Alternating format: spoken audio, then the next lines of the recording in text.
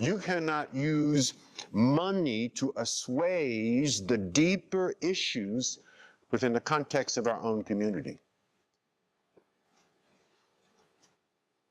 We must fix this in the 21st century. The third and final passage I want to ground my talk in is a not often quoted passage. It is a direct quote from Jesus Christ, and there are not many direct quotes from Jesus Christ in the Bible. John 5:30. Check it out when you get home.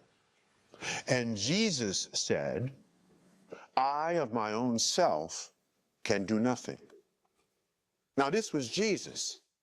Jesus couldn't get it done on his own by himself in a vacuum. So what's up with you? Why would you think you could do anything significant, anything worth talking about, anything that is sustainable on your own by yourself in a vacuum? The fact of the matter is, brothers and sisters, you cannot.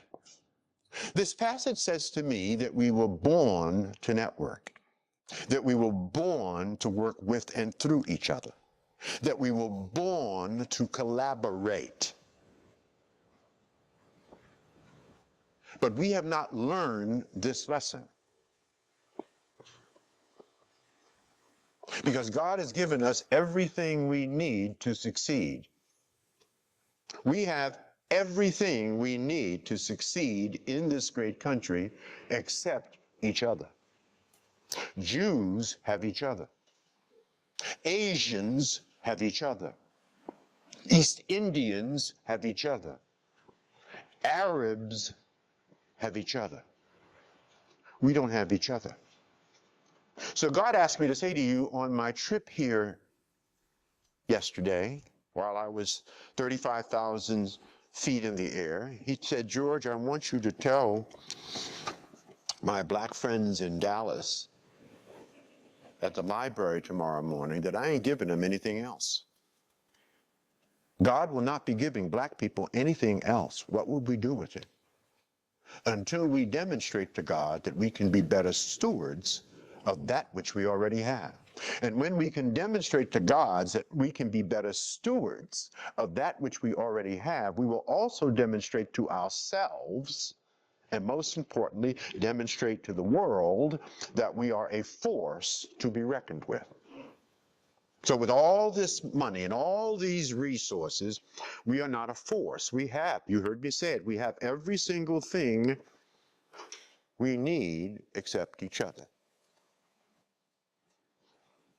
$1.1 trillion annual economy, 16th richest nation in the entire world.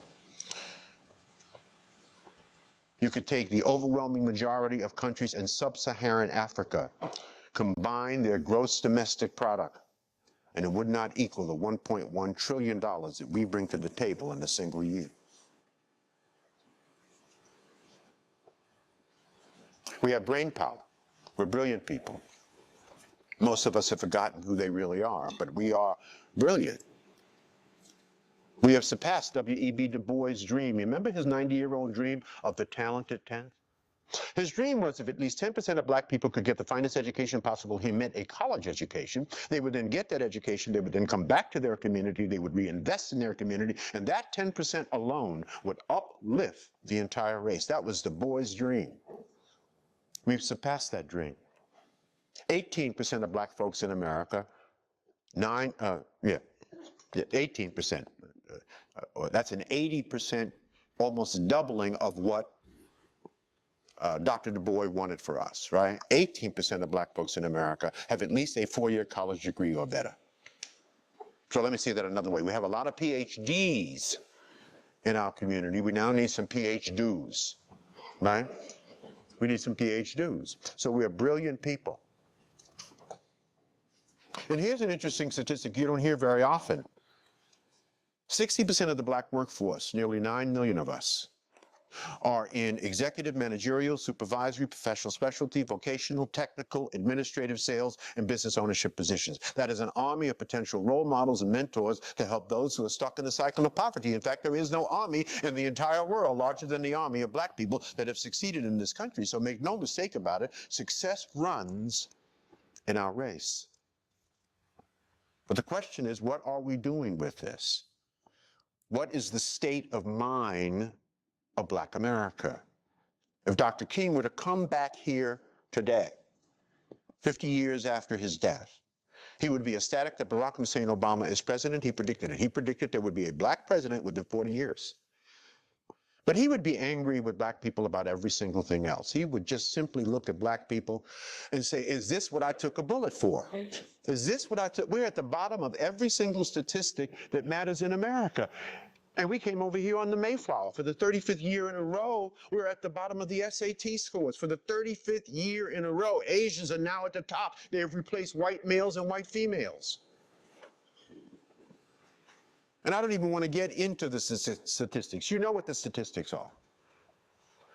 And we ought to be ashamed of ourselves. There was an interesting article on the front page of USA Today not long ago. I hope you saw it. It was on the front page below the fold. It was about black people and their money. Baby boomers, my generation. The most read newspaper in the United States, USA Today, about black people and their money. Here's what they said. They said that baby boomers, black baby boomers, will be the first generation of Africans in America to raise another generation of Africans in America that will not do better than them. So in the 400-year history of our people, we are the only generation to raise another generation that will be worse off.